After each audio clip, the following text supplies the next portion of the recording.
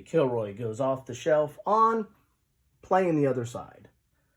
Well, recent events got me thinking about what is the other side and when is it appropriate to play the other side? And is there really even another side? And war games bring this out as much as any other game because it's based on more often than not, it's based on historical conflicts. And there are two sides, or sometimes even more, to a conflict.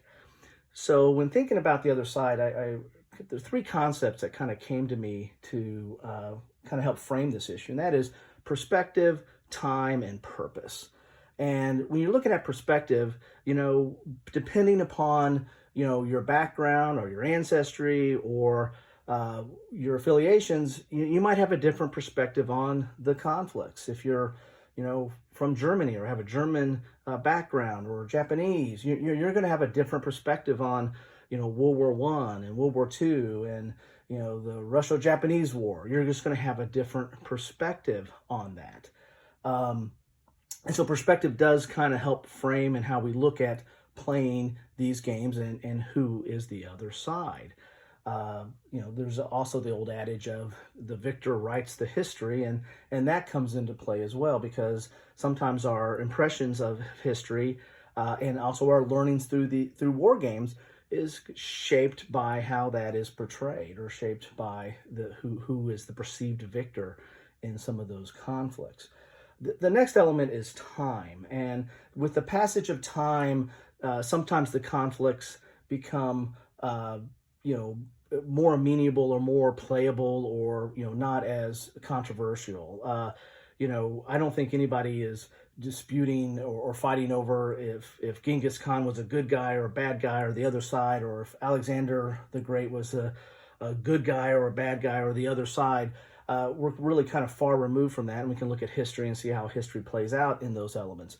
However, more recent events, it becomes a little tougher. It's a little, playing, World War II, for example, although that's been a while now, there's still some very strong feelings about, who is the other side and playing those other sides. Some people have no problem with that. And I'll get to that. That probably comes under purpose more than it comes under these other two elements. But time does play an element in more recent events, or war games that are portraying more recent events. Take, for example, A Distant Plain and Labyrinth. Those are relatively recent events, and some of the events that are portrayed in there, some war gamers or potential war gamers might have experienced those, might have been part of that, might have had family members or friends that were part of that, and have, painful memories that come from that, or something that they really don't want to experience in a game format. So time, plays an element as far as playing the other side or playing war games as well. And then the third aspect is, as I was saying, was purpose. And that's like, what is our purpose for playing the games? I mean, if our purpose is really just to explore history and try to understand history and try to understand the event, then sometimes there's not really a big issue of which side you pick, because you're just trying to explore history and see what were the decisions that each side had, and what decisions each leader had, and what were the constraints of that, and how did terrain affect that, and how did the different weapons of the day affect that. And so you're really just trying to explore history.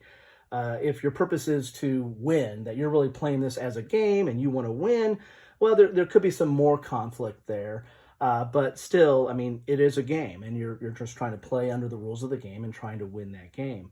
I think the purpose that kind of comes up with the most conflict, if you're trying to take this as more of a role-playing aspect, or trying to immerse yourself into the side that you have chosen or have gotten stuck with to play, and that you're really trying to figure out their motivations and trying to, push that forward. There could be some more conflict that comes with that. And I think that solitaire games, show this more than other games, in that, when you're playing both sides, somebody has to pick a side, right? And somebody has to play the other side if you're going to play that game or play that conflict or simulate that conflict. Whereas solitaire games kind of force you to take a side, and more often than not, it's whatever the good guys are or whatever the victors were. But sometimes you get games, like Zero Leader, where you're playing the Japanese and you're taking it from, you're tackling the engagement from their perspective, or Interceptor Ace, where you're tackling it from the Germans' perspective, or by Stealth and Sea, where you're taking it from the Italian perspective. So there are different perspectives and different ways to look at these engagements. And really, who is the other side? And so I just thought, based on, again, some recent events and looking at who is the other side and how we play games, I just thought it would be interesting to look at some of those concepts and how we as wargamers kind of deal with that. Do we just say, no, I'm just looking at it from the historical standpoint, and I'm going to disassociate myself with the actual events or more recent events, and I can play this as a game and as a historical exercise? Or do I, am I a little bit too close to it? Is this still something that I just don't want to play that side? I just can't see myself playing that side, and it's not going to be enjoyable for me. What are your guys' thoughts on that?